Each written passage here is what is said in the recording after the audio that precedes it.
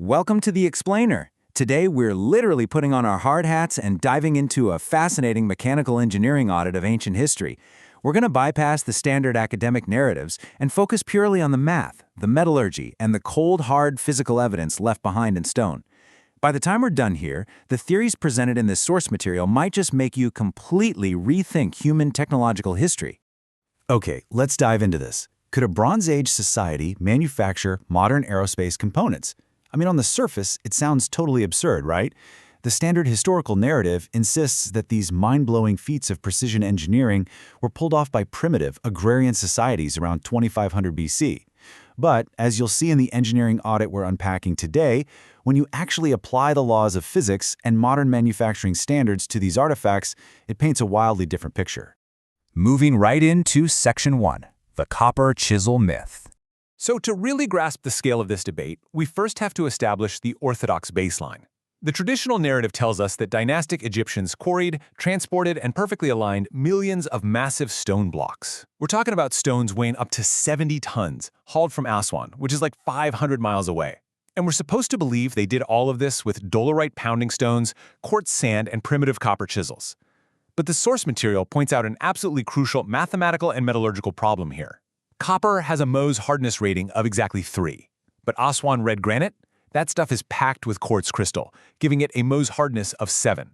From a purely mechanical engineering standpoint, you literally cannot cut a 7 with a 3. If you try, you'll instantly destroy your tool. It's kind of like trying to carve a brick wall with a plastic spoon. The audit argues this official narrative isn't just unlikely, it's a physical impossibility. Which brings us to Part 2, ultrasonic machining ancient stone. So, if they weren't using copper, what on earth were they using? Well, the audit points to actual physical artifacts discovered at Giza by the famous Egyptologist Sir William Flinders Petrie. He uncovered these totally anomalous drill cores made from incredibly hard granite and diorite. When you look closely at these cylindrical pieces of rock, now famously known as the Petrie cores, you can clearly see these perfectly parallel spiral grooves running right down the sides. And those grooves, they reveal a downward feed rate of exactly 0.1 inches per revolution. I know that just sounds like a tiny number, but the source emphasizes that this is a catastrophic anomaly. To put that into perspective, a feed rate of 0.1 inches per revolution is mathematically 500 times faster than what a modern heavy-duty industrial drill with a diamond-tipped bit can pull off when boring into solid granite. 500 times faster. So how in the world did they do it? The analysis notes that this incredible feed rate perfectly matches the applied physics of modern ultrasonic machining, or USM. Today, in high-end aerospace manufacturing, engineers use a blunt tool vibrating at unimaginably high acoustic frequencies. We're talking between 20,000 and 40,000 hertz. When you combine that vibration with an abrasive slurry, this microscopic, high-frequency hammering essentially shatters the crystal lattice of ultra-hard quartz with zero thermal stress. The theory presented here suggests the ancient builders used this exact same high-frequency acoustic resonance. Basically, what the dynastic Egyptians later vaguely recorded as Heka, or magic, the source argues was actually highly advanced applied physics. Now, what's really interesting about this slide is how the source directly connects these ancient artifacts to modern reality.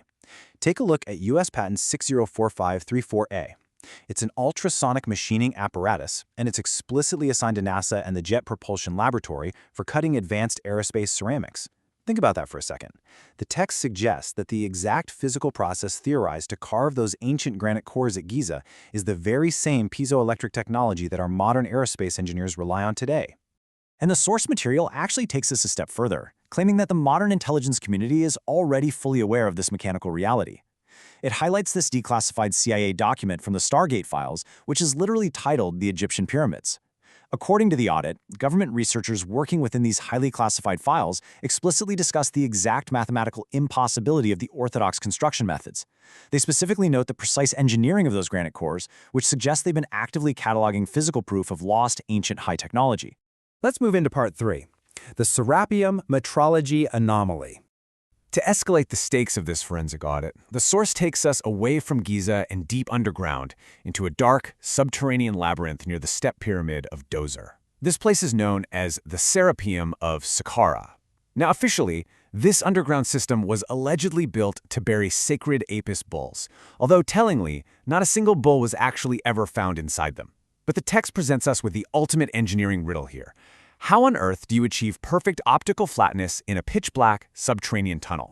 Because sitting in the dark down there are 24 massive monolithic boxes carved from solid blocks of Aswan granite, diorite, and basalt. Each box and its matching lid weigh up to an absolutely mind-boggling 100 tons. But the audit argues the weight isn't even the most shocking part of this. It's the internal geometry. A master aerospace machinist named Christopher Dunn actually went down into these tunnels and took incredibly detailed measurements, using precision straight edges, precision squares, and optical lasers. And what did he find?